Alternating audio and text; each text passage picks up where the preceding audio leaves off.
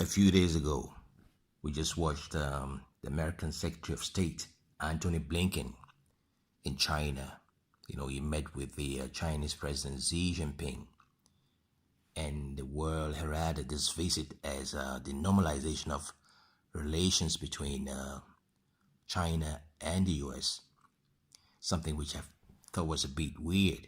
I called it an obscene romance, you know, an obscene romance because it is like the Chinese are romancing with a traditionally antipathetic antagonist. Speaking of the Americans, they're antagonizing the Chinese, and the Chinese are embracing them still. For what reason, nobody knows. This is great power politics we're talking about here. Now, a few days later, I think 1 or 2 days later, the American President Joe Biden comes out and says that the Chinese leader Xi Jinping is a dictator. He accuses him of a dictator. Well, this is schoolyard things that schoolyard bullies do. Gaslighting, accusing someone of doing something that you actually do to them. Now you're accusing them of doing things to you that you actually do to them. You see? Now, when I speak of great power recalcitrance, these are the kind of things I'm actually addressing. These are the things I'm talking about. It's derived from tyranny. Now, great power tyranny breeds great power recalcitrance. You're planting seeds of tyranny and you're sowing weeds and thorns of recalcitrance. There's going to be restiveness. You have feelings of restiveness, you have feelings of revolt, feelings of recuperation, and of course you have feelings of the will to redress the balance. People no longer want to be part of this system of uneven socialization, unequal socialization, when certain groups of people, certain groups of states, decree upon themselves the right to have unlimited powers to dominate other countries. Now we have countries that do not want to be part and parcel of the system anymore. Now the Russians started this. You see, the Russians are a great power that do not want to be a part of the system. And now the Chinese are following suit. The Chinese, when people are claiming are the Americans' top competitor, even though the Chinese do not have a tested army as the Russians do. This is what great power does. It breeds restiveness. You see, a carefully nurtured garden of restiveness. A garden that is nurtured by the garden elites, whose delusion and self-interested aspirations tend to obscure their sense of reason, obscure their sense of sanity. These are the things that are going on around in the world. We're all witnesses to the tragic turn of events when great powers decide to take upon themselves the right to play some type of God with their rhodomontade about, the world leaders, the global leaders, the people that decide on the way the world has to be governed. Now, these are the people that set the standards, as I've said many times before. And if for some reason a country or a great power does not adhere to those standards, that country is not welcome to dinner. In other words, that country is excluded from the primary circles of social life. Well, that's exactly what happens in a system of unequal socialization involving great powers, including even powers which are just minor powers. The great power that's, planting the seeds of tyranny is a great power that would, force countries into becoming client states and vassal states, and not to even mention states that will be called chattels, like Germany. The role the Germans are playing in this system of unequal socialization that is headed by the United States. Professor John Mearsheimer, he said in one of his statements when he went to Germany, he said, we all know that the Germans are happy to be dominated by the United States. Now, what Professor Mearsheimer wants to say satirically, if not even very scornfully, deliberately scornfully, is that the Germans are an American chattel. Well, there is some dignity in being a vassal state or being a client state, at least. You're a political entity. But when you're called a chattel of someone or something, it means that you're worthless.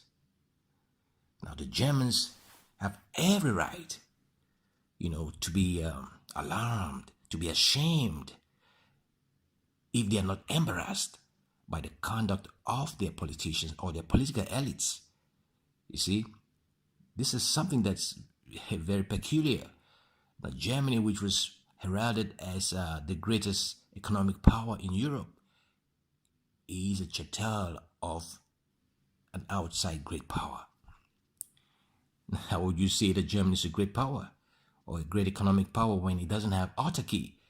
It's heavily dependent on the US and heavily dependent on other countries itself. Anyway, I really want to insist and try to make this clear to people, make this issue of great power recalcitrance very clear, because it is something that is, plaguing this world, plaguing a world and preventing people from cooperating with each other, creating a system of untrusting cooperation among people.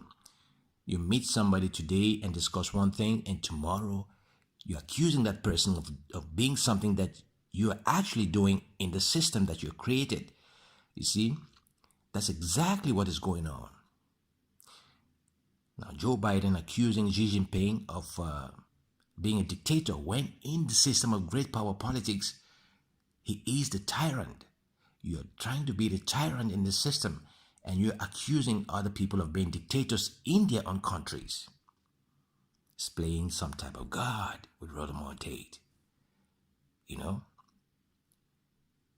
Now, how do you think the Chinese are going to take this? It's not going to be a very romantic meeting, you dig? It's going to be something that is going to make the Chinese to become even more wary of the Americans whenever the Americans say that they want to cooperate with the Chinese. You think the Chinese will look up to this with some kind of enthusiasm? No, they're going to look up to this with a lot of circumspection, a lot of suspicion, a lot of unwariness. You see, that's exactly what is going to be the case. Now, great power recalcitrance is born out of great power tyranny.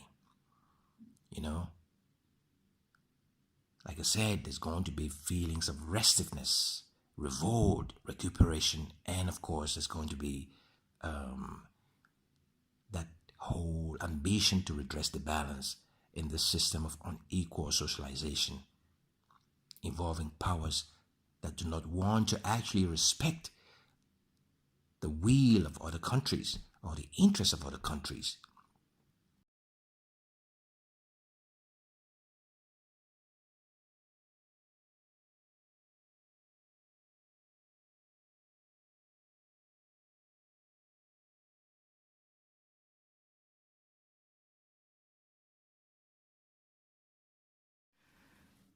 I think it was Frantz Fanon who said this. When we revolt, it's not for a particular culture.